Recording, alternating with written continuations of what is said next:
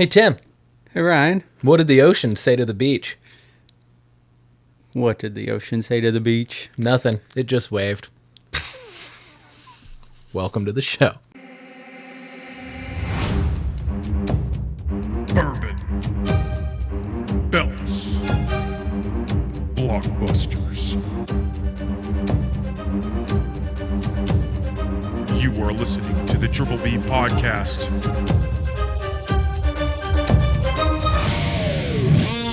Let's fucking go.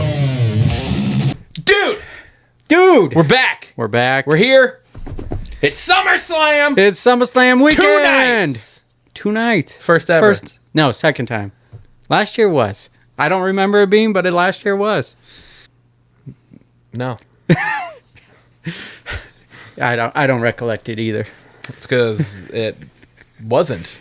This is the first year that it was 2 nights. I looked it up. It was. Well, anyways, bullshit. Don't remember it. Doesn't matter. 2 nights. 2 nights. 2 nights. SummerSlam 2026. But before we get to that, We got a new cocktail. we got a new cocktail. What do we got for us? We are just running back with some old bourbons. I went back with one we just used recently, which was the honey, the Rambler Honey Barrel bourbon that we got here. And what I made was a hot honey old fashioned. Hell yeah. I think why I wanted to use this one again was because it fell on 4th of July, and I went with a 4th of July theme for it, and didn't really get to enhance the honey flavor. Yeah. And so this one, I feel like, does a better job of enhancing that. So what this concocts of is 2 ounces bourbon, 1 teaspoon hot honey, 4 dashes of orange bitters, stir and strain into a rocks glass, and garnish with a little orange twist. So this is the cocktail. I'm super pumped to try it. Me too. Love me an old fashioned. I'm going to use the peel, Oh, yeah, the little get twist that. here. Get the orange. I like how you perfectly inserted the toothpick. Yeah, I gave it a little nice wavy. It looks glorious. Cheers, brother. Let's see what we got. Oh, yeah. I love me an old fashioned, man. Wow. The orange really comes through on that. The orange really comes through with the orange bitters and the peel. And the hot honey is just... I think you're right when we're making it. It could have been a little more, but it does provide a zing. The zing is there. It's definitely there. It's like barely on the back of the tongue. I want it to be on the back of the tongue. You know what I mean? Like, I want to actually taste and feel the hot honey. Yeah. It's just barely there for me. Yeah. So maybe... But yeah, maybe a little more. Yeah. Because you don't want an old fashioned to be too sweet, but for sure. But this, I think a little more. As it sits right now, doesn't really taste like an old fashioned to me. Oh, really? No, it doesn't really taste like an old fashioned to me because it's like it's so many different. Like, it's not simple syrup, it's honey, but the hot honey, it's not really coming through, like we just said, right? And then the bitters is the orange bitters, which and it's not bad in any way. It's just not really reminding me of an old fashioned. Just, I feel like it's just like a different cocktail. Yeah. But it's like the orange bitters is like shockingly different. Like, it fully changes it. Yeah. Than if this was Angostura bitters. Yeah. You know what I sure. mean? So I'm not really getting old fashions per se, but it's still a good cocktail. I just wish that hot honey was coming through a little more. You know? Yeah. I get you. Well, it was kind of a, you know, it was like a single finger pour of a cocktail. So maybe we'll have to run it back and we'll go with a little heavier hand on the honey. Maybe. We'll see. I get the old fashioned taste from it. Like, I do get what you're saying though. The orange is really... I think the orange is strong. the thing that's throwing me off with the old fashioned. Yeah. Because I know, like, usually you might like garnish an old fashioned with an orange peel or an actual orange slice, or I've made old fashions where you muddle orange into it. Yeah. But it's still the orange bitters. I think like, personally, I'm missing the Angostura bitters. Gotcha. Okay. I love the Angostura bitters. I love it. I'm gonna go a 10 out of 10 on this. I'm really enjoying it. The flavors do come through.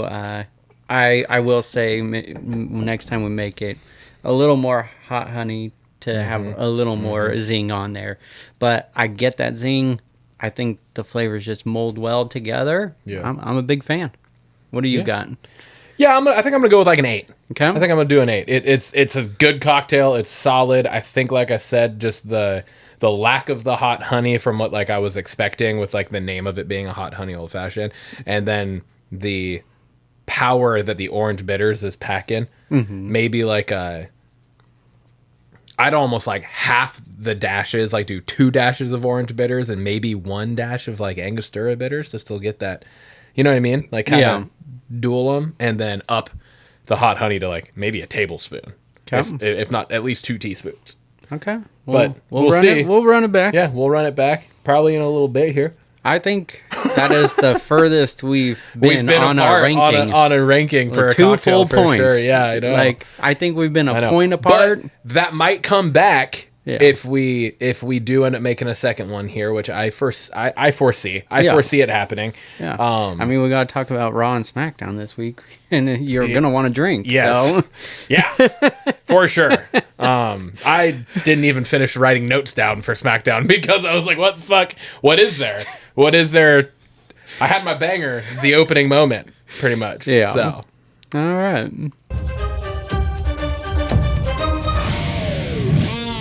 Speaking of which, that brings us over to Belts. Ding, ding, ding, ding. That's me. What do you want to talk about? Talk about Raw, unfortunately. Listen, this week I was not a big fan of wrestling. Yeah. It really questioned, are we aging out of wrestling? Like, do they have a key demographic and are we not it anymore? Like, I don't know, yeah. To me, this week I know go-home shows have been pretty lousy as of late. But why? It should be your most exciting. Yeah, the go-home show should be the thing that is like prompting everybody to want to watch SummerSlam. I'm not just the fact that it's Cody versus Punk and Seth versus Roman in a Hell in a Cell match. Like, just those large gimmick things shouldn't be the only thing driving it. Like, you should have story building and emotion going into this. Yeah, the whole way through. Yep. And there have been in certain parts, but overwhelmingly lackluster. Yeah. Comparatively. Yeah. So No, anyways, I didn't mean to hijack. I opened it up for that. So, but the first talking point here is Oba and Brock open the show. This segment did not land well for me. I got really excited when they lowered the cell. I was like, this is different. But the whole weigh-in thing is just dumb to me. It's fucking stupid. It doesn't mean anything in wrestling. It is so fucking dumb. It is so stupid. Why the fuck are we doing TKO? Butt the fuck out. Like, seriously, because that's all this was. Yeah, was TKO just trying asserting to pull, like, a UFC fight. It's fucking stupid. Makes no sense. We've had fucking Big Show versus Rey Mysterio before in a one-on-one match. I'm pretty sure it's happened for a title at one point. What the fuck are we doing? Why are we doing a weigh-in between 2 dudes that are actually somewhat similar statures? Yeah. Makes no sense. It makes 0 sense. So, like I said, it had me excited when the cage lowered, but then you bring out these fake cops. I know. And it's just dumb. And he's beating him up. No one's getting arrested. The fake cops thing is so overdone. But it's only for, like, you had Gunther attacking a boss. That calls for police. But no, police are coming out. It's just WWE officials just trying to pull them. Just Jamie Noble. Jamie Noble. And Hurricane Helms. Beer Belly, Jamie Noble, and I guess Jamie Noble's still in good shape. Yeah, Beer Belly, Hurricane, and there's one more. Dykstra comes out. Yeah, and he's not. Yeah, he's not Kenny from the Spirit Squad no longer. But yeah, he's Uncle Kenny. I'm tired of the police coming out for this. It's just. It has parts it can play into, but they just been running it so much with this feud, and I'm not here for it. I think this was probably one of the worst segments of their 3-match feud here, and it didn't deliver for me. That said, I really hope they deliver in the Cell tonight, because it better not just be this 5-minute squash match. You know, it's a Hell in a Cell. Like, this shit needs to spill to the outside. They need to go to the top. Like, these two need to go to the top. Because you talked about it the last time we prompted the Hell in the Cell was the last time was Drew and Punk. Yeah. That's big shoes to fill right there. Yeah. They had the story. You can't pull this gimmick match out to just have it be fucking bogus. Yeah. So that was point one. It needs to be like brutal. It needs to be an actual legitimate fucking battle. And yeah. And Oba needs to win. But yeah. But it needs to have that brutality, especially if you're selling the Broctagon, you know what I mean? So yeah. Next talking point, and I hope you don't come at me, but this was the first Danhausen segment that did not land for me. The Joe Hendry Danhausen concert. No, it was fucking stupid. It was so bad. It was really bad. WWE is celeb obsessed right now. They're taking over shows and segments that don't need it. And then all that really comes out of this is we got a money on a pole match. We haven't had a pole, which is like one of arguably the worst gimmick match that you could have. It fits with Danhausen. It definitely does. That part was funny when he was talking to human money's on a pole. Put it on a pole. He's like, "Haven't you watched a wrestling show? Haven't you watched a wrestling show? So put your money. Human money's on a pole." I rolled my eyes hard at it, but then he made me laugh at that. So he reeled the segment back, but that concert was garbage. Yeah, one it was of really the bad. worst segments I've seen. I'm just like, why did we steal Joe Hendry from TNA to just have him literally come here and do nothing? Like, even at least when he was in NXT, he was like doing shit. Yeah, he's going for the title. Like you have not had him gimmick. do anything fucking, like, literally anything. They don't even play his theme song on TV. It's always a commercial break. And so you just don't get the hype of Joe Hendry anymore. Yeah. So it's pretty defeating. And I was not a fan of this at all. I agreed. And bad. to build off that, look how far Dom has come. He was the ultimate heel, getting booed out, but like in the best way. Yeah. And now he's just in a pole match at SummerSlam. Yeah. And he's like he's like JD's sidekick now too. Yeah. He's the AAA champion. He's not being built as a champion on WWE side of things. No. So okay. Two better things. They're not great, but Seth Roman closed the show. I think this feud has been built well and mainly just built off their history together. Yeah. Like, I don't think you can do wrong with this feud unless you inserted Pat McAfee, which they didn't, so thank goodness. Yeah. But, you know... And even really the Bloodline. We haven't really inserted the Bloodline fully into this. They've talked about it, They have. But Roman has always come out alone. Yeah. Face to face with Seth, so... My hope is that this is a true, clean one-on-one match. Yeah. I agree. This is probably the match I'm looking forward to most, just because it's the biggest history between the two and everything. So, solid segment. Wasn't the best one, but definitely solid. And then my banger of the night just goes giving Raquel Rodriguez flowers. She gets the IC title. I hate the way she won it, because just every match is interference. Every single match is built off of that. There's no one just winning, but Raquel has proven that she is good in the ring. I hate that it comes at Sol Ruca's expense after a lackluster... I feel bad for Becky, of all people, because she builds up a lot of stars in the past year, 2 years, and then WWE drops the ball with the booking of Maxine, Sol Ruca, like... fucking Lyra. Yeah. Like, it's just... Look at the bullshit Lyra's in right now.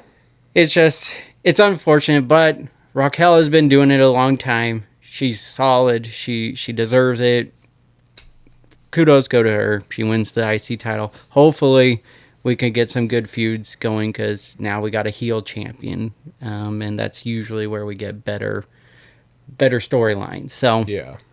that's what I got for Raw. It was honestly a disappointing week, and I don't have anything too exciting to talk about. I don't like shitting on the show, by the way. Ryan can attest to that. I stick up for it way more than he does. That's because my friend here's a little slow. I usually end up telling him he's right in the end.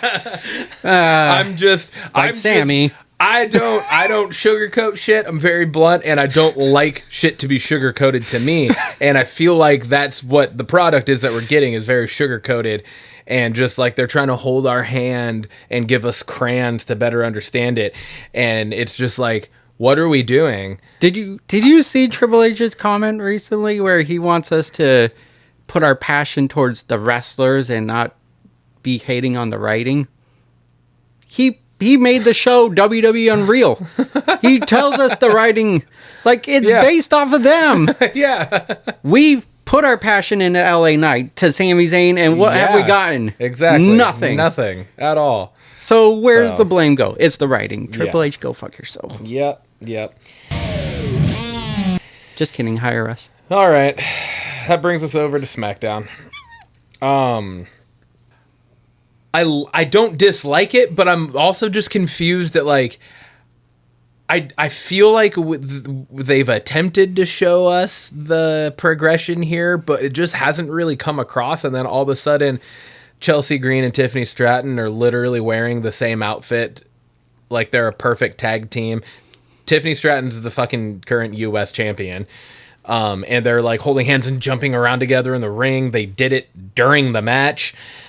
And then they did their little tag team thing, which was fine, but it was just like, I feel like it felt like last week. I know it wasn't actually last week, but it felt like last week Chelsea seemed like a stalker and was like not leaving Tiffany alone, even though Tiffany wanted nothing to do with her. And now all of a sudden we're to this. So I feel like that was just like a really big jump that we didn't really get to actually see it unfold outside of like, I know it did.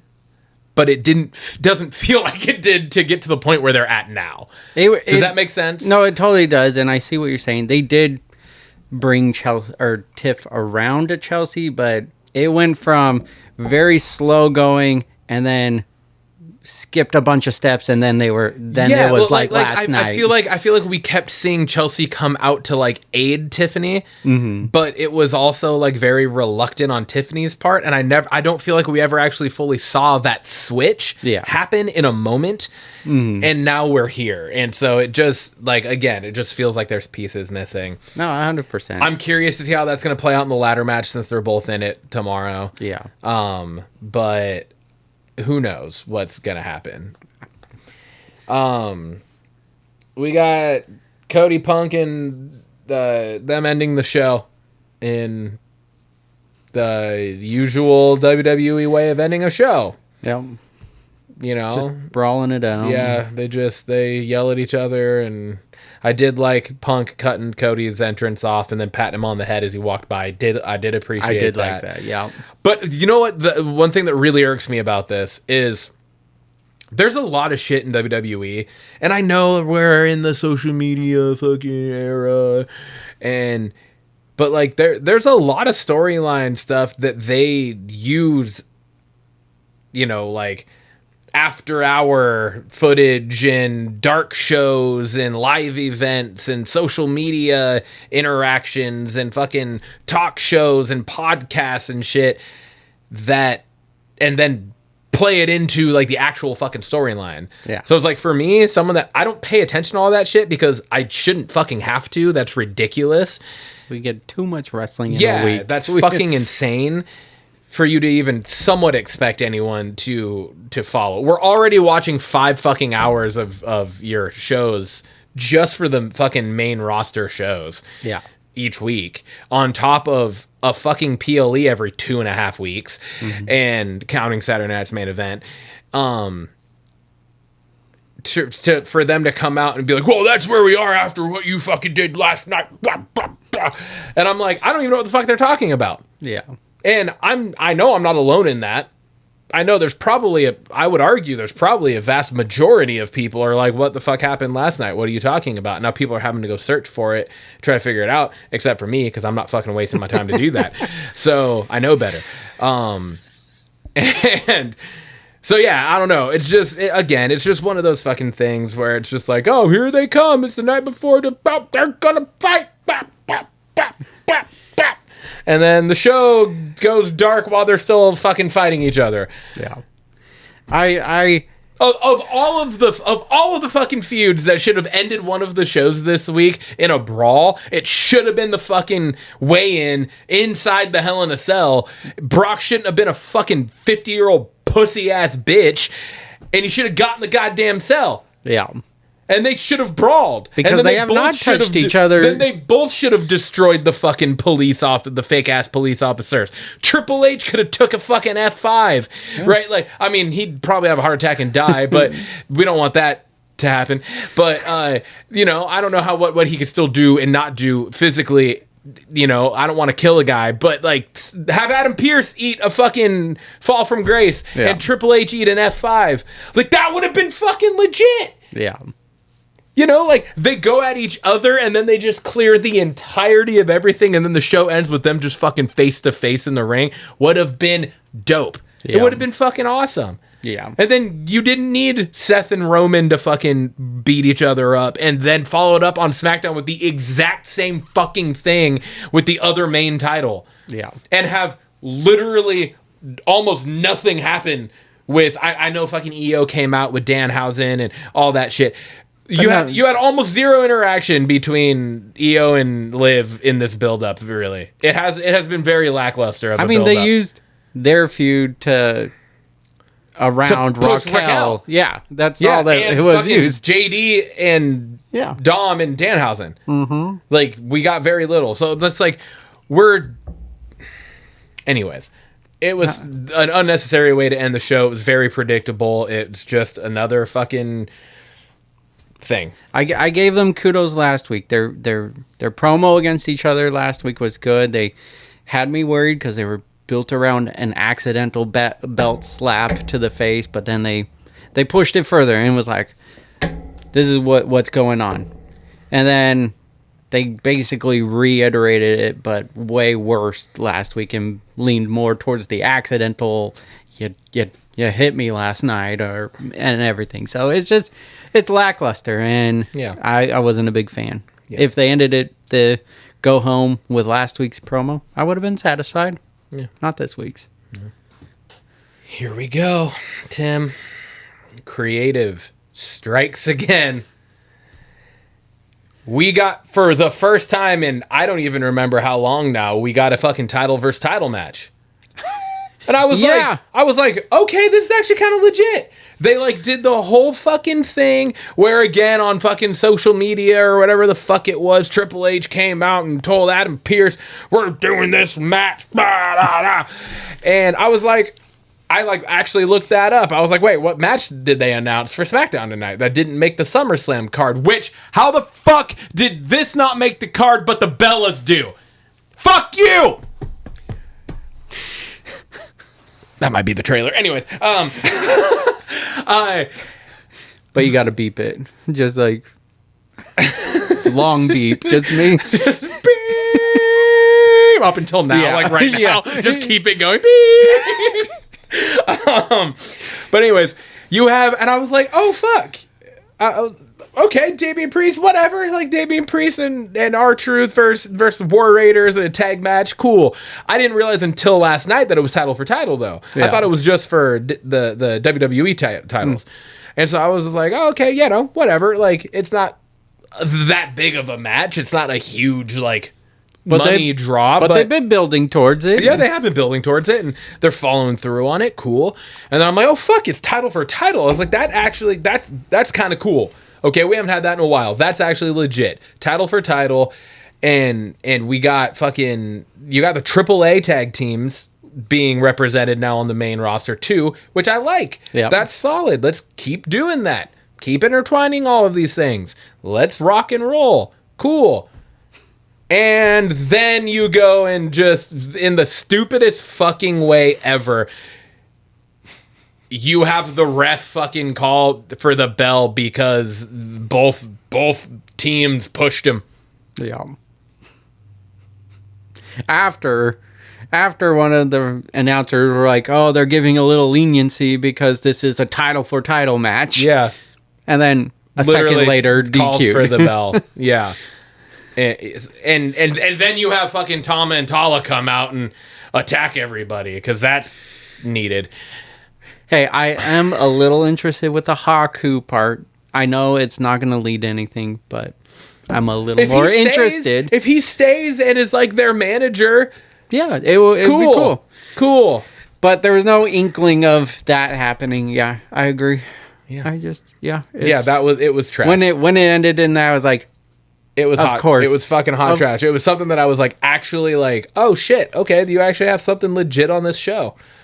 And then that happens. Because of course they won't pull a trigger on changing a title like that. You should have let the fucking War Raiders win it. Yeah. You should have let the War Raiders be double champions. That would have been the dopest thing ever. And then you could have Damian Priest and R-Truth not necessarily like break up, like beat each other up like you always fucking do with everything, but just have Damian Priest go towards the fucking main title, or have R-Truth go for the fucking world title. Yeah. Yeah. The one little thing that happened in the match and it's been happening, but I really noticed it, was I really like Damian Priest having to kind of direct R-Truth because he can't stay focused in a match. Yeah. And I'm just like, he's coaching a veteran. Like, R-Truth has leaps and years beyond Damian Priest. Yeah, it's true. But he's having to direct just because of R-Truth's character. True. So, anyways. See, I can find the good in anything. Banger of the night. Sami Zayn. Hands down. Yes. Everything he is saying is so true. And him just ripping it and playing this heel now, and I'm happy that it's like fully, divulged, or whatever the fucking word is, into being a heel. It's great. And it is I don't know, just everything, just ripping into Punk, literally ripping into Punk about how much of a hypocrite he is and everything, and the fans are just fucking trying to boo him out of the building, and he's just screaming over the top of them. Like, it was glorious. Yes. It was everything you wanted it to be, until he went into the ring. Then Gunther comes out, and Gunther is for me right now, I'm so over him being on my screen, because all it is I got screwed, you have to fix it. That's what it's been for almost a year now. Yeah. So he brings nothing of any actual quality to the shows anymore. Yeah. And until creative changes that, it's just what it's going to be. He's one of the best in-ring performers we have. Kind of. He's also very dry and kind of boring in the ring, but he's good, but his character right now is just dog shit. Yeah. So I hate that it bled into Sammy Finn's build. Like, I know. They get a 1 week build. At least Sammy has his side of it where he should be in the main event, going for the title and everything. And I like Finn's history of going, SummerSlam 2016, I think he said, was when he won the title and then got injured. Yeah. So it's been a long road for him to get close to the world title again, and especially this year he's gone against Punk twice and now has a shot. So this match is going to be a flip of a coin because I love Finn Balor and I love Sammy, and so it'll be interesting. And then I think Nick Aldis and Gunther could have built their feud later on, and then I didn't have to bleed into that. So I agree. I like your banger. I think of all things, Sammy's promo was definitely the banger of the night. Yeah. For sure. Yeah, I think that's a no-brainer. Agreed. Belts question of the week. I asked you to bring a list of 5 current wrestlers for each other and rank them on how much we like them. So you're giving me 5 wrestlers, and I need to rank them on how much I like them, I got 5 wrestlers for you to rank them. And we're not doing this blind. I'm going to give you all 5. Okay. And then you rank them. So Are you giving me first? I'll give you first because Okay. I asked this, so I'll bring All right. the wrestlers to you. And I gave you no top guy, so this is just Oh. That's like the exact opposite of what I did. so I tried to mix this up a little bit. So my 5 for you are Danhausen, Chelsea Green, Chad Gable, Roxanne Perez, and Dominic Mysterio. Oh, fuck. Is this based on just the whole package? Like the whole In-ring, package, character, everything? in-ring, all the above. Okay. Or, I mean, some characters you might like a lot. Their in-ring may be the lack thereof, but your character just supersedes it. You don't care. Kind of like a Danhausen. Yeah. Okay. I think I'm going to go Let's go bottoms up. bottom up. So, starting at 5. Starting at 5. I'm going to go Danhausen at 5. Oh, okay. Like, he's fucking hilarious. I love him. He's gold on the screen. Yeah. But he's done like almost nothing in the ring since he's been in the WWE. That's fair. So you gotta kind of dock him a little bit for that, 'Kay. in my opinion, comparative to the other 4 you gave me. So, Yep. I'm going Danhausen, Roxanne Perez. Okay. I'm trying to decide between 1 and 3 right now. Oh, okay. 'Cause my 2 is set. All right. My 2 is set. Is your number 2 Chelsea? Yeah, absolutely. Okay. Yes. Chelsea I knew Green. she'd be near your Chelsea top. Green is number 2, but that's where I'm like, But then you got to dock one of these other 2 down a notch, you know? I know. But I know. But that's the fun And of these that's lists. where I think I'm going to do it is I'm going to go Chad Gable 3, Okay. Chelsea Green 2, and Dom number 1 out of those 5. Because I think Dom has improved in the ring tremendously, and his character is fantastic. Where Chad is obviously like second to almost none in the ring, but character-wise has always just kind of been me. Yeah. You know, like when him being El Grande Americano is one of the best character things he's given us. Yeah. That's not necessarily a high point. You know what I mean? Yeah. Like that's not necessarily a good thing when pretending to be a lucha wrestler is the best thing that you've done character wise. So, Yeah. Yeah, and then Chelsea, you know how I feel about Chelsea Green. Yeah. She is like one of my favorite female performers of all time. So, yeah, but I don't think she beats out Dom. No. So, yeah. I like him. How would you rank those 5? I know this wasn't part of the question, but I kind of feel like it's fun for us to do them both. I also have Danhausen at 5. I would put... I'm really close to you here. So Danhausen 5, Roxanne Perez 4. I'm going to move Chelsea Green to 3. That's fair. And then do Chad 2, Dom 1. Yeah. That 2 and 3 was the hardest part for me. So Dom, Chad, Chelsea, Roxy, and Danhausen. Yeah. Yeah. Very similar. And like Roxanne has so much potential, and there's still a long time left in her career for it to change. But right now, she just has no character.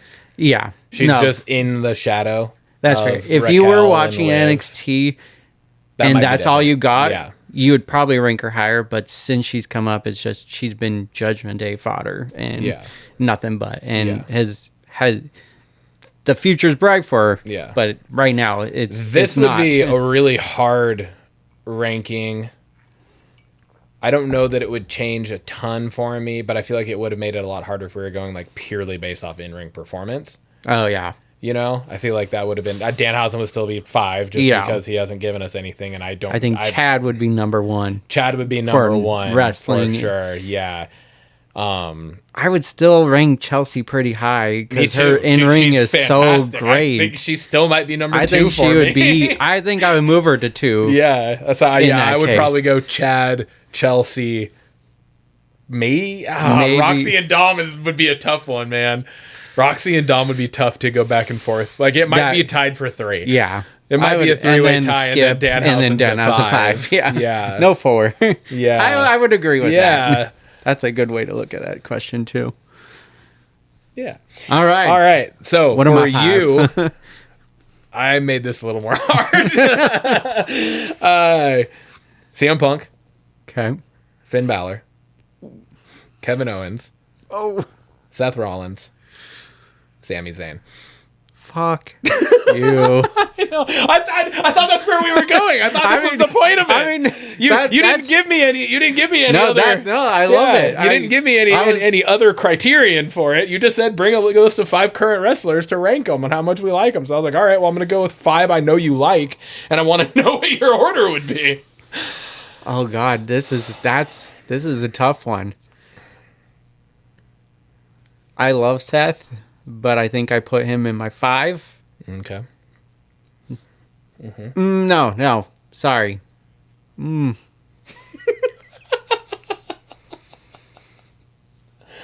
Oh man.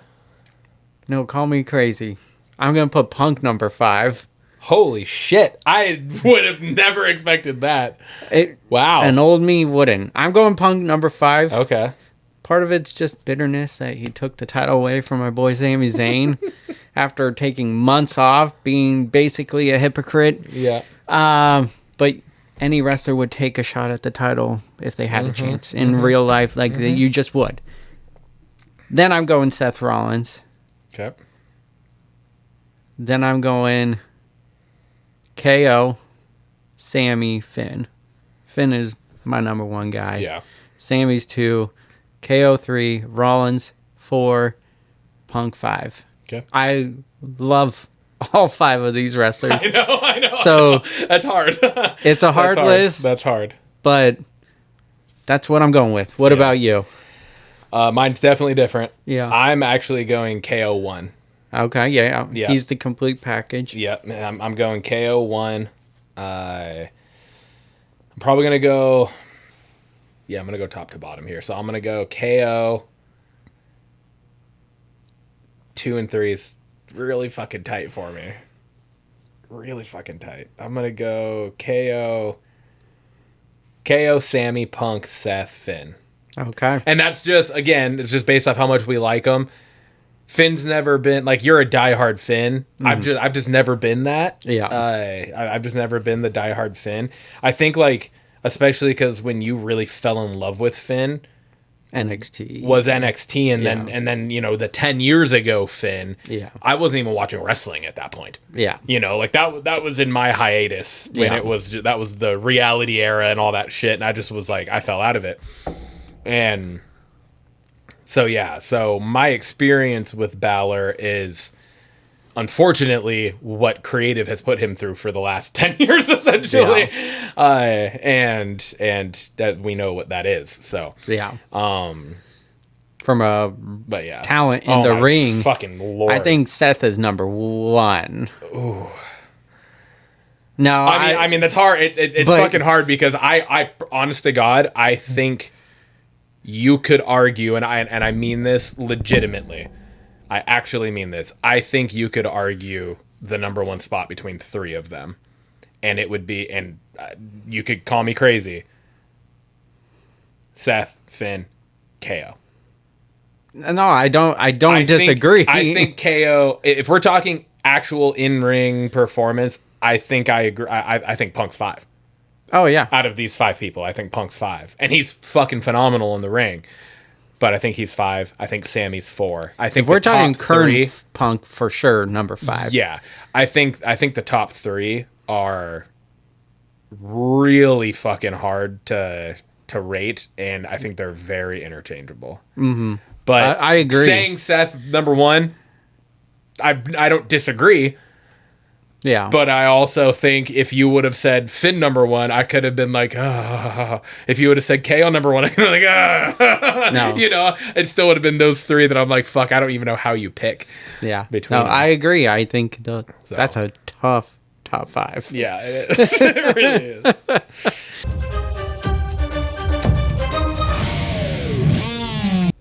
Let's gonna bring us over to Blockbusters. Lights, camera, action. But before we got take 2 of the old cocktail, the hot honey bourbon. We did it with 2 dashes of Angostura bitters and a tablespoon of hot honey now to see what it gives us. Let's see. Yep. More old-fashioned-y, I would say, for sure. Yep. I see what you're saying. And that the burn comes through. That right there, that's a 10 out of 10 now for me. Ah, we That's a got 10 him out of 10 over. now for me. Because it now to me that it has like the perfect hint of the orange. Mm-hmm. But it's just not overwhelming. The aftertaste of this is delightful. Yeah. This is fantastic. It's still got a little bit of that burnt, like that heat, but it's like nice. Yeah. It feels good. I'm sticking with the 10 out of 10 on both. I do like this better though. Ryan's right. Damn it. Hey, I was a bartender. I have a feel for cocktail making. Yes, he does. And he's introduced me to quite a few of those cocktails over the years, so I appreciate that. Anytime. Going over to our focus feature, I purposely saved this for your return this week. I told the episode last week that I was holding off on this, so I appreciated that highly.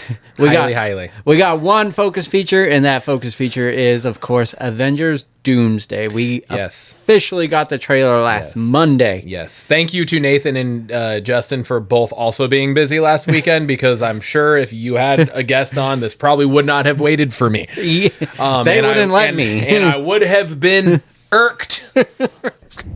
Because we've only been waiting for this trailer forever. Yeah. We thought the trailer was coming Super Bowl time. I know. And boy, were we they weren't going to give us 2 wins on one day. No. You know, the Seahawks won the Super Bowl. That was enough. Yeah. They pulled the plug on the Doomsday trailer because they were like, whoa, Ryan and Tim are going to come too hard. Way too hard, too much. They have guests over. It's going to be messy. It's going to be way messy. We got to wait. We got to wait at least 4 more months. At least 4 more months to drop the trailer. So thank you, Marvel. Yes. Thank you, Disney. Yeah. Synopsis goes Would like have been looking this. like Bobby from fucking Scary Movie 1. Just fucking plastering people to walls and ceilings. Fuck. Anyway, so the Avengers Doomsday trailer. Synopsis goes like this. Heroes from 3 different worlds must unite when they thrust together to confront a catastrophic danger that could destroy everything they know. Cast. Okay, time out. I'm sorry. When you just read that, you didn't enunciate there very well. It just says when it sounded like when you said when they thrust together. I was like, that's what we would have been doing if they would have put the trailer out on the Super Bowl. The cast of this is Robert Downey Jr., Pedro Pascal, Chris Hemsworth, Vanessa Kirby, Anthony Mackie, Simu Liu, Patrick Stewart, Ian McKellen, many, many, many, many more. Many Lots more. of more. I couldn't list them all. Lots and lots. It would have been slide after slide after slide. Yeah. We got an Avengers movie. It's coming out December 18th. And out in the theaters. The cinemas. What'd you think of this trailer? Marvel's back, baby. Marvel's back, dude. If this doesn't just light your taint on fire, I don't know what would. You know, it's like you get just clearly just the one scene. If all they would have put out was just the single scene of Chris Hemsworth talking, of Thor fucking talking, and then he leaps through the air with remind me with the axe. Isn't it the axe? Why am I forgetting? Yeah. War, is it War something? No. Stormbreaker, yeah. When he flies through the air with Stormbreaker and he comes down, it's all the lightning and he boom, and Doctor Doom just just catches it with 2 fucking fingers and the look on his eyes, and then it just ends there. If it would have been that fucking 15-second clip, it would have been well worth it. But then we got all the extra stuff. You get to see fucking Gambit and Shang-Chi fucking battling. Yeah. My pants are tight already, and it's not because I've gained weight. It's because of the erection. Okay?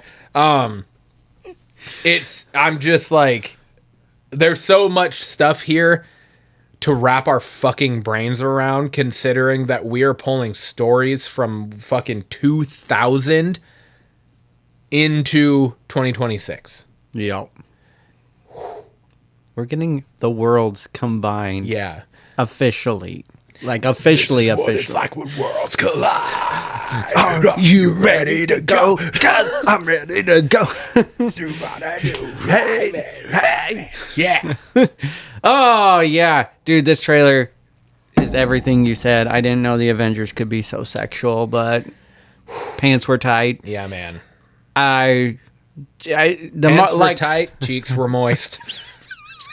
The trailer was everything I wanted it to be. I am so it looks pumped for this. Everything. And for anyone fucking mad about Doctor Doom's voice, fuck you. It sounds fantastic. It sounds awesome. It's a fucking legitimate sounding Latverian voice. Mm-hmm. And the whole point of Doctor Doom is the mask is never removed. So if they fully, truly follow suit with that, they gotta have something. Yeah. And the Doctor Dooms of yesteryear were portrayed terribly. Yeah. In terms of comic book accuracy, right? So you're finally getting something that seems like it, at the very minimum, is going to be comic book accurate, and you're fucking bitching about it? This is what we have to say to you. Fuck you with the double bird. Yeah. Yeah. Yeah. No, Hold on. Wait, gotta turn them up a notch. Fuck. This looks great. I'm so excited for it. It looks good. And just with the extra shit that we have now gotten since they dropped this, everything is just it's getting better and better, and it's ramping up. Yeah. This has all the stakes.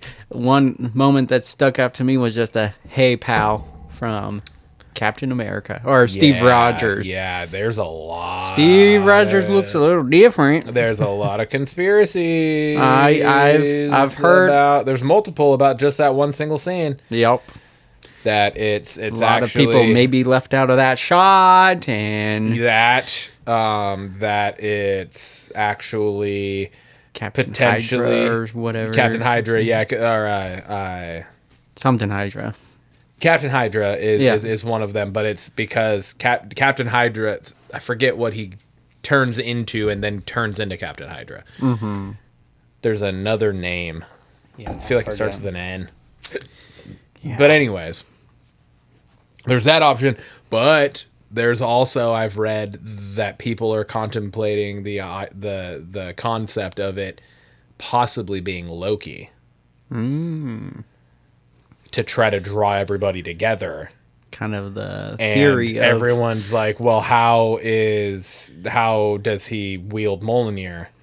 And it's because Loki is now worthy for sacrificing himself to do the tree at the end of so there's a lot of things. There's a lot of stuff and things that could be partaking in there and that we don't know. It just looks like a lot of stakes are at place. Yeah. It's back. Marvel's back, it's back, baby. And to me it never left, but this feels same. feels endgame-ish to me. Yeah. So I love it. Which is great. Great that this feels endgame-ish because this is the first of two. Yep. Yep. You know what I mean? So like if this one feels endgame-ish, what the fuck Secret War's gonna feel like? Absolutely. Yeah, absolutely. So. And we get to go see Endgame in September. I know. Because they say it's pivotal to watch this new release of it. And we will. We'll be there. We will be there.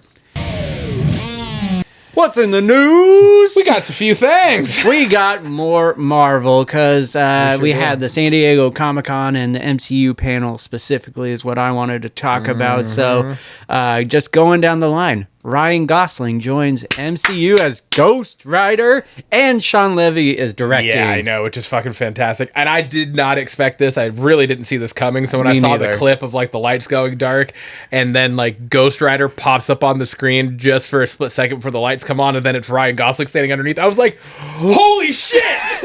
Yes. That's fucking perfect. I love it. That's perfect. He's the perfect person to take on that role. Yeah. Are you fucking kidding? I'm so excited. Dude, So excited. So fucking exciting. This next one, I'm super fucking pumped about. I am so stoked that they went this way with this and not with the... Not that I have anything against Damson Idris, yeah. but it almost was like Damson Idris being casted as this would have almost been like you're trying to just clone and copy, Yeah. right? That's why I love this. Yes. And because him in both The Long Walk and Alien fucking Romulus. Requiem was the only thing coming to my mind, and I was like, I know that's not it, that's AVPR. David Johnson being cast as the new Black Panther, as T'Challa's son. Abso-fucking-lutely. The Long Walk It's- sold me on this guy. Amazing. He He is so good. He is stole such a the good show for fucking me actor. in that movie, so. Absolutely. I'm so excited for this. It's great. I'm so stoked. I'm just like getting the Doomsday trailer and then like 6 days later getting these announcements. It has turned what has been a really fucking shitty couple months of my life into some positivity. Yeah. So, Yeah, man. yeah. Ryan Coogler is back directing this, so I'm super pumped. I know there was rumors that like Denzel was gonna be maybe being in this movie, so hopefully that can still happen. Yeah. Next up, Ryan Reynolds is dressed in gray Deadpool suit. Yeah. It looked. I also saw something later that it was like denim pool or something that Jean maybe Grey. Yeah. Oh, fuck. Yeah. I'm pretty sure that was what the play was. Wow. Now I feel like a fucking idiot. How did I not put that together? But that's fucking fantastic too. Love that. And then there was a new clip released for Doomsday. I did not get to watch, but I heard it was great footage. Yeah, because again, this was just like they did the original one at whatever the fucking thing was that only those people got to see. They did this just at Comic-Con, and they have not put that one out yet. Yeah, I think there was like fan footage, but though I want to see it. Yeah, I want to see the real deal. I don't like unless it's like the Twitter videos of like what's happening on the stage at San Diego Comic-Con. Like that's one thing, like the announcement of Ghost Rider, stuff like that. Yeah. But I don't want to see a fucking trailer through fucking bootleg, essentially. Yeah. Like I want to watch the fucking trailer when it's actually officially put out. So. Absolutely. So really, really pumped for what Marvel has slated for us coming up, man. And also the fact that there is not, this is what I read, and I could be wrong, but I don't think I am. There is not a movie coming out between Doomsday and Secret Wars. No, that from everything I've heard, no movies coming out. Yeah. There is maybe a show or Daredevil's coming out, and maybe Vision Quest. Quest. I think Vision Quest is this fall. Oh yeah, I think you're right. I think there's probably one or two shows coming out next year, but no movies. But there's no movies, which is fucking kind of wild. I think that'll be like. Is that not the first? That's the first, because between Infinity War and Endgame, there was like 2-3 movies in between. Would this not be, would 2020, well, I guess, never mind, I was going to say, 2027 then would probably be the only year since fucking 2000 and, I don't even know, since fucking Iron Man, the first Iron Man came out maybe, probably. Where it's only been one movie released in the year? Yeah. Because even then, The Incredible Hulk and Iron Man came out very in 2008. close, yeah. Right? So, yeah. I don't know. Like, Yeah. I mean, you're talking potentially a 20-year streak of multi-movie releases that could be potentially ending now. Yeah. Which I'm actually here for. I'm okay with that. Yeah, absolutely. All right, going on to some trailers and some announcements coming out. Carrie trailer came out. That's going to be an Amazon Prime series. Yeah. And I'm here for the Stephen King takes on this. Absolutely. I know Carrie has had several releases over the years, and I've enjoyed them all. So I'm here for a new take, especially in show form, because you talked on it on the last episode you were on. It's just you can do so much with shows, especially in the horror world. You're like, give me all the horror world in TV that's what we were talking form. about Camp Crystal Lake. Yeah, and then we're getting a Freddy Krueger reboot. I don't know. Like I said, I don't think we know if that's movie or show. But, I kind of hope it is a show. Like, give us all of these horror things in the series format, because you could do so much with it. Welcome to Derry proved that. Yeah. And we got a couple more seasons on the way. Yeah, and so just like, let's go with all these like classic horror. We've done the movies. We've been doing the movies for 50 fucking years. Exactly. If you've already done a movie, just try it. Try it in the show. Let's try a fucking series. Let's see how it goes. Let's see what's going on with it. So I like the look and feel of this one. It looks dark, looks creepy, and it was just like a little teaser trailer. So excited to see the follow up on that, but super excited for the show. Yeah. Next up, we have Below. We got the new Josh Hartnett vehicle. He's up in Netflix. A water Netflix movie, but it's like a water version of 30 Days of Night. Yeah. Right? Like, it's not vampires, but he's up in Alaska. Yeah. And they're like a fishing family or whatever, and the docks and all of that. They're in a fishing town, and there's some creature in the water that is starting to fucks with some people. And I forget the actor's name, but he played Winona Ryder's oldest son in Stranger Things. Oh yeah. Charlie, is the actor's name Charlie something? But anyways, he's in it as well. There's a couple other recognizable people in the trailer, and it looks like another kind of monster horror movie kind of thing that I was like, oh, this looks a little unique, depending on what the monster actually is, I guess, because we don't really know what it is yet. Whatever the thing is, or maybe it's multiple things, I don't know, but whatever that is, whatever the entity or teas are, looks like it could be really interesting. The trailer was compelling for sure. The trailer has me sold. I'm loving the resurgence of Josh Hartnett as of late. He's Charlie Heaton? Sorry. Yeah, maybe. I'm actually pulling it up right now. Charlie Heaton, you were right. Hey, look at me go. You are right. Look at me go. But yeah, Josh Hartnett is on a resurgence, and the show looks compelling. Yeah, I'm here for a thriller, suspense, and whatever this may be. I'm here for it, man. Yeah. I'm excited. Same. Next up, we got Jumanji Open World. This is the third in the new trilogy. Yep. Huge fan of this whole series. Yeah, Oh, that was you. I was like, what just happened? Huge fan of the new take on Jumanji. I love the last two movies that they put out, as well as the Robin Williams one as well. But the OG, nothing holds a candle. But they really lean into the new ones are real action comedy in this new one. It's such a fun concept that they've done, and then this new one.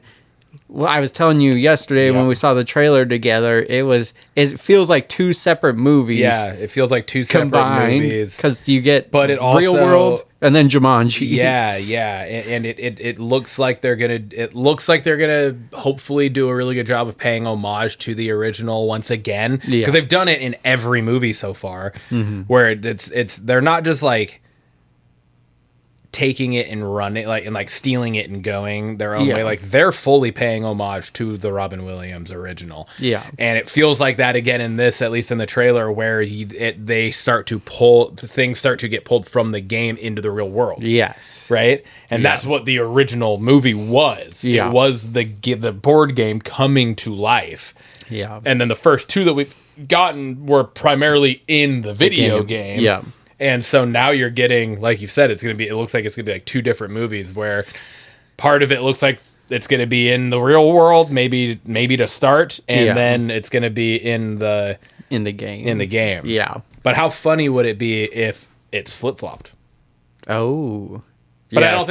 I don't think they really could probably pull that off just because of the end credits of Next Level was the things running through the road. So. Yeah. No. But still, yeah. Either way, I'm fucking fully here for it. I am game. It looks fantastic. It really does. I'm so pumped for just this. the way that the creativeness of them continuing to use all of these characters in different ways. Yeah. It's like in this one, you have like the little kid is Kevin Hart. The Rock's the mom. Yeah. You get the same kid is the girl again, Yeah. and then you have Jack Black's the fucking like Spanish friend or whatever. Yeah. The fuck. It was just like, oh my lord, this looks great. It's just too good, man. Too good. Next up, actually, I guess the rest of this is me. We got Outer Banks, the final season trailer. OBX5 as the trailer pops up at the end. I love this show. I don't know if you've watched it at all. It's like a teen drama kind of show, but like it's really, really good. It's really well done. I think it's pretty unique. And the trailer for this looks fucking intense. Like there's like some like triple X kind of moment. No, okay, that sounds bad. Not porn. Like Vin Diesel, triple X movies. Not porn, not porno. Okay, but 2001 action film Triple X. Yes. It's very confusing. But yeah, anyway, like just like the moment where they're like whoever it is, we don't even know who it is. They're like riding the fucking motorcycle and they just get on. They like stand up on the seat and just hit the wall and they just jump off the fucking big ass tower thing into the water. I was like, fuck, that looks dope. That looks really good. And this show has over the seasons continued to ramp up like the kind of craziness, extremeness of it, almost to like a Fast and Furious level, to where you're like, okay, this isn't super believable, but it's just good. Yeah, it just looks like cool fun. And so yeah, same idea. I'm really excited about this. The characters in the show you like really grow to like actually really get emotionally attached to. Yeah. So I gotta check it out. I mean, the trailer looked good to me. Like I said, I have no history of the show, so I don't know what it's about. But I'd say I'd highly recommend it, but I know it's going to be another 7 years before you get around to watching it anyway. So can't wait to talk about it then. You remember Outer Banks? I'll be like, what the fuck was that? It hasn't been on for 9 years. I don't even know. Episode 200, I finally started Peaky Blinders. After talking about it, episode 1. You're a whore, Peter. Next up, we got a special look trailer for the new Street Fighter movie. And this was our like first actual full look at Blanca. Jason Momoa's Blanca. They got Blanca versus Ryu, little fight scene going on here. I'm fucking all here for it. I'm game. I know there's a large online community that is talking shit, but again, you can go fuck yourself. I think Jason Momoa's Blanca is perfect. Yeah. I think his this comedic kind of take on the character, like I feel like he has the charisma, as The Rock in the Jumanji trailer would say. Yeah. He has that ability to take this character and actually make it like very interesting, funny, and cool all at the same time, and not just make a joke or a mockery out of it. Yeah. People are like, oh, this is the Temu Hulk. I'm like, he's a fucking green character. Of course you're going to fucking say that because you guys are fucking uneducated swine. You have no fucking idea what the fuck you're talking about. This character has been around for decades. He is a green monster with electricity. Yeah. That's literally what he is. Okay? Like fucking just be, oh, this just fucking Hulk, knock off Hulk. Bleh. Fuck you. Agreed. Bunch of cunts. Agreed. I went Britain on it. That was a British cunt, not as like vulgar and inappropriate as us. I'm Americans giving you the like backwards to make it. piece. That means the middle finger in Britain, apparently. If you go like this, it's peace. This, not so good. No, My elbows can't even touch like that. Like literally, I'm about to pull a muscle in my back, trying to make my elbows touch. You're almost there. Push it. Ow! It hurts. I'm gonna break my own jaw. Anywho's, I'm super pumped for it. I like the rush. special look at this. Oh. Ryu kind of looked like Goku going on in an orange suit, but it was like in a jail scene, right? So, yeah. but no, I'm super pumped. I don't care what there's. I was just talking about it with a buddy of mine. Just the amount of hate going around on social media for anything. Like Doomsday. That's all fucking social media is. It's just spewing people hate. just giving people a platform to just fucking bitch about shit that they have no business bitching about. Yeah. And that they would have no balls to actually say in person. Yeah, agreed. You know. They just saw someone else have a take, and then they built off that take, and then they spew it as facts. Yep. Exactly. Continue. Sorry.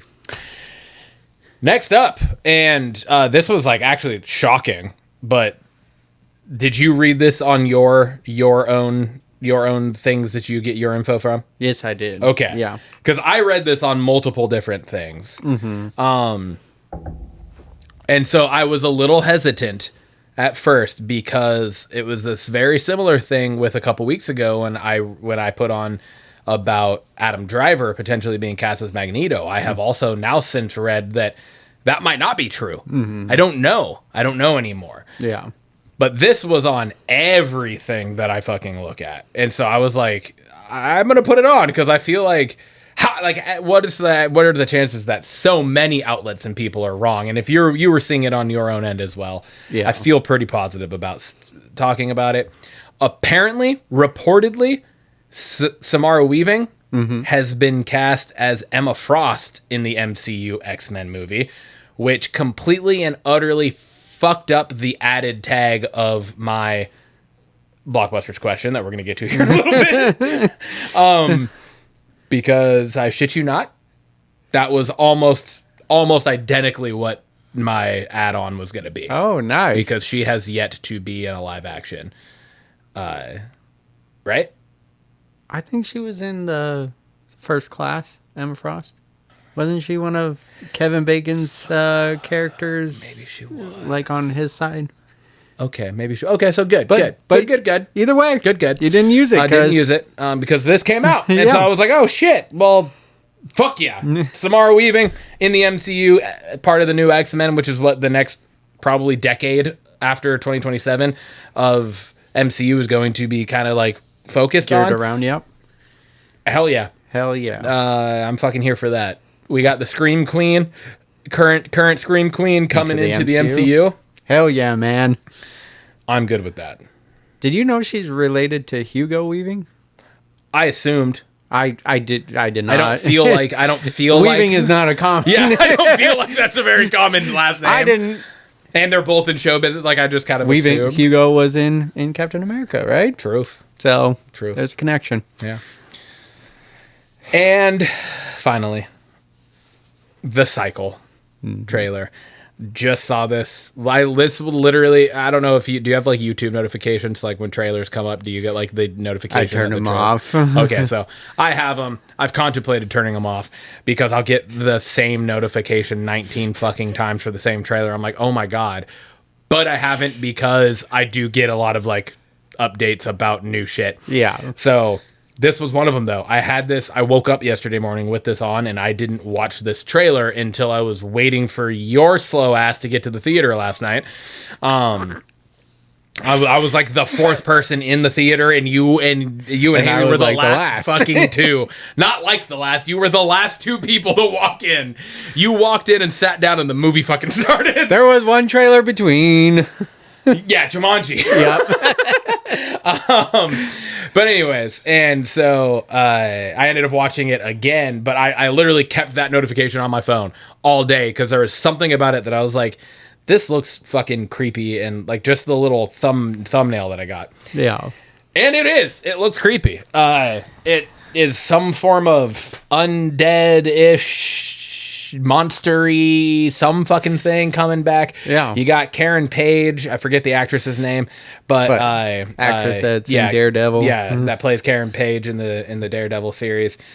She's in this, and it's something to do with her dad and him. He's dead, but he's like coming back, and something he looks fucked up, and she's like a morgue person, or the person that maybe the people that do the autopsy or something, something like that. Yeah. Some form of something. Looks creepy as fuck.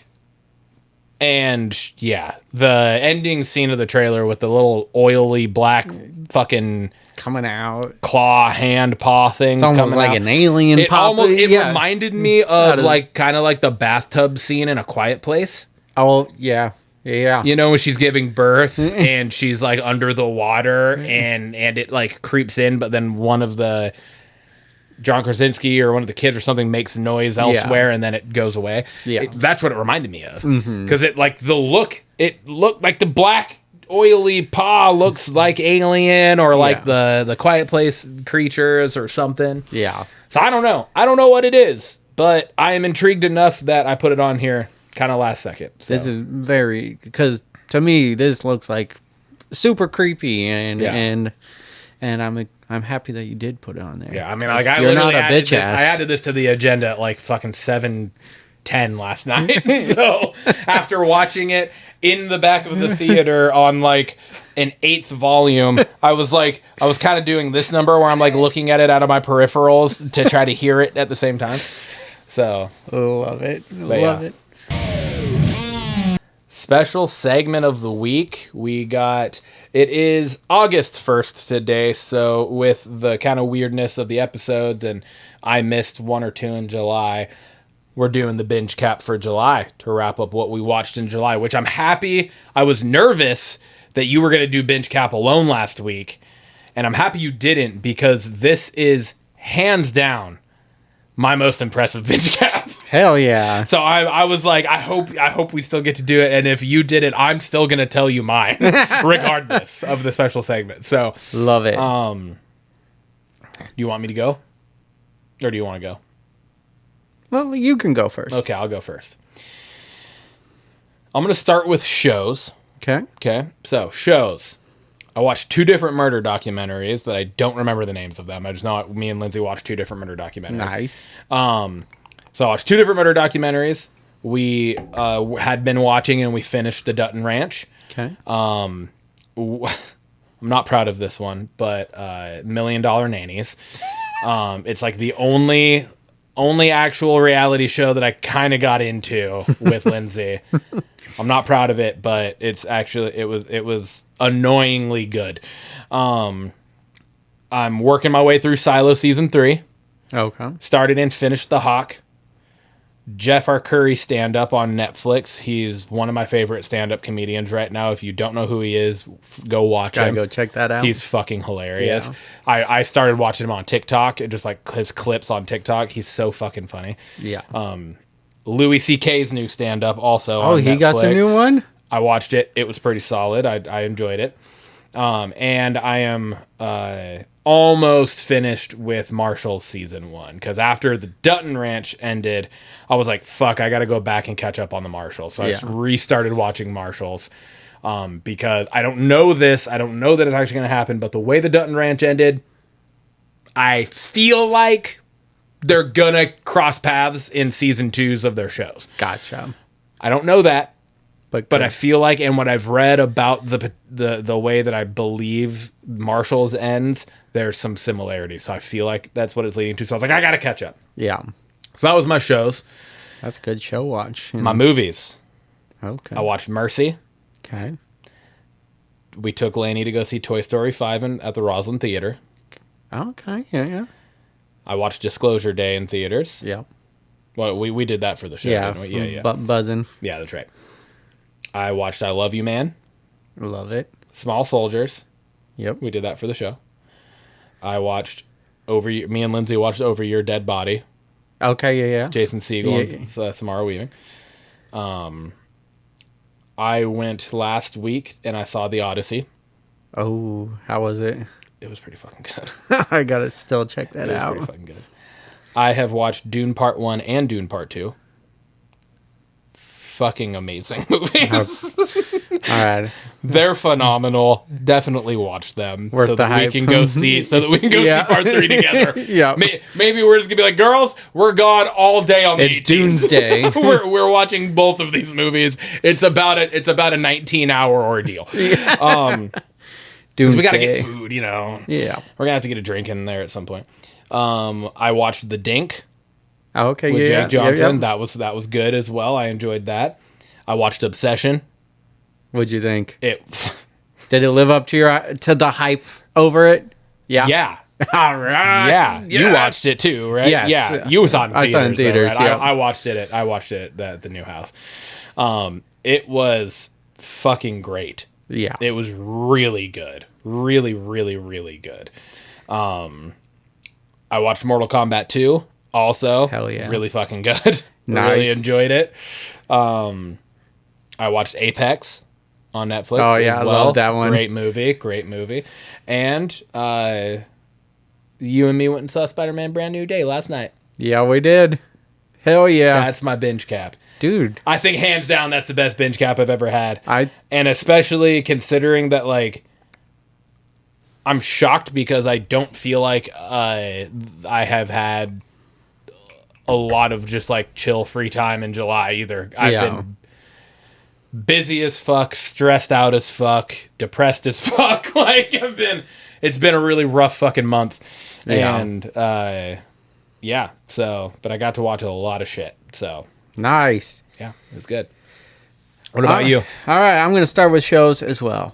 I'm still watching Gossip Girl. I'm almost to the end of the show now. I'm in, like, towards the end of season 5, and season 6 is upcoming, and that's like 10 episodes. So almost wrapped up with that.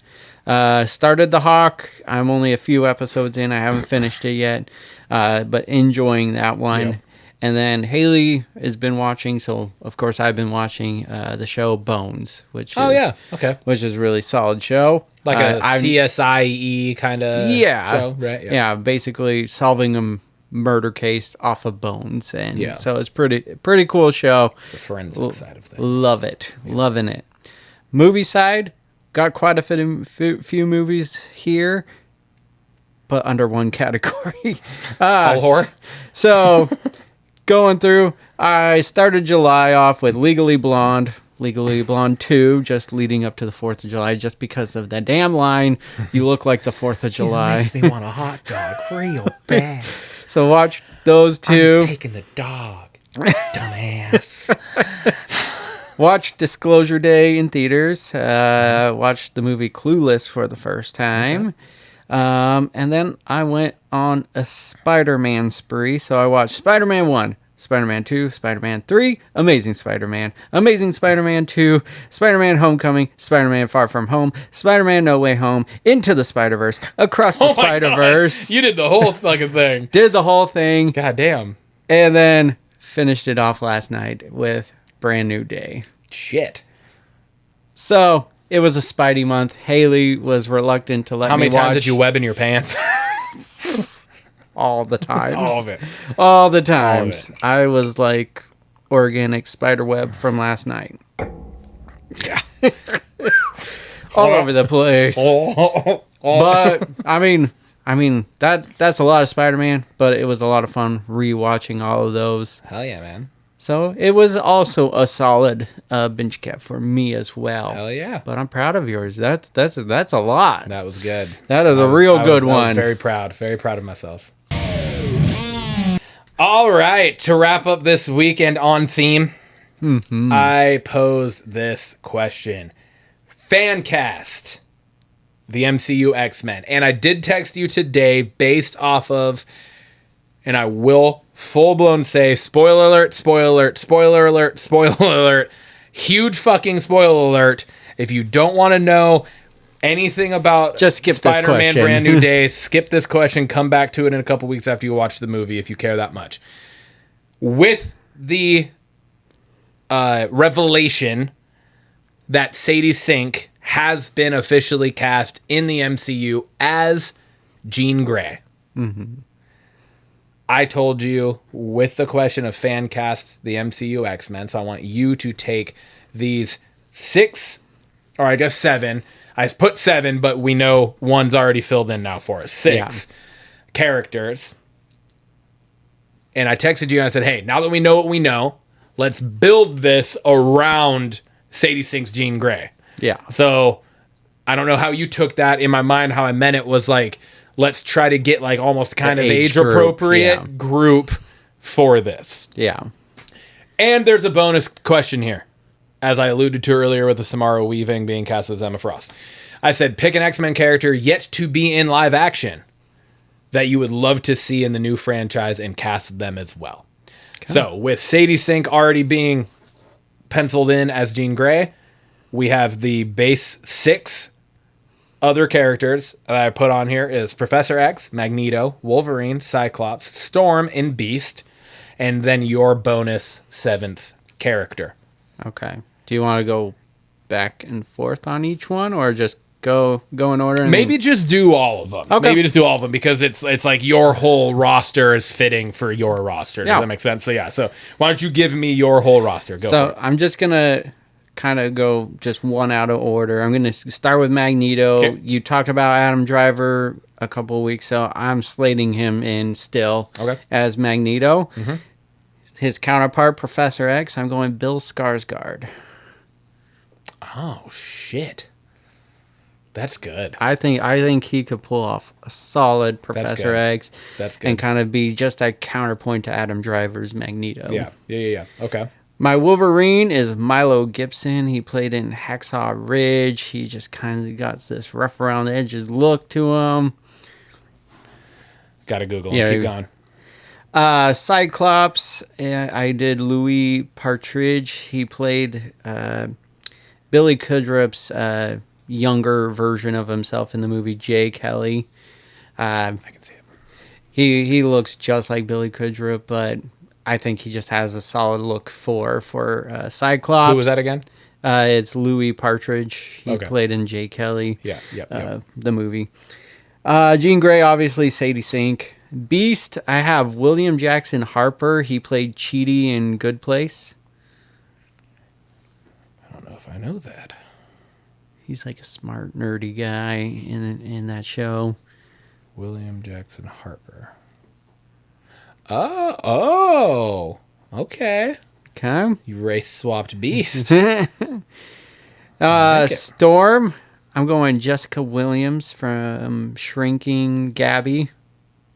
Oh, fuck. That's a good pull. Damn, that's a good pull. I love Gabby so much in Shrinking. Yeah, I think that's a good one. That's good.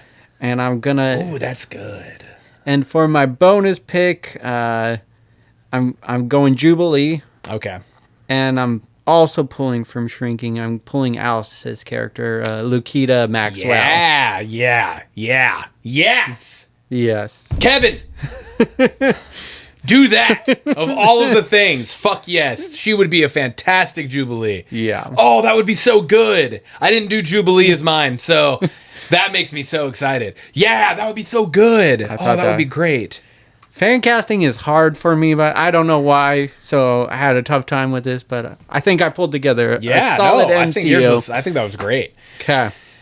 So what I did with this was I actually looked up. I tried to figure out like the age differences in the characters, and I used X-Men '97 as that's like kind of canon in the MCU. I would To a point, right? I don't know right? if it's like truly canon, like if like the X-Men that we're gonna get is going to have any reference to X-Men '97 specifically, but I've figured that's the closest thing we have. So Yeah.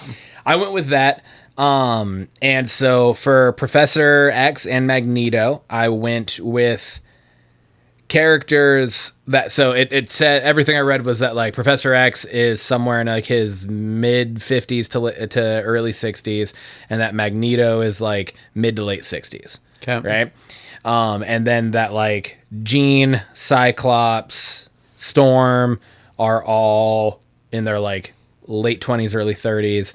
Wolverine is like 200 plus years old or some shit. But so I just went with an actor that was like kind of bridges between the main core group and Professor X. Yeah. Right.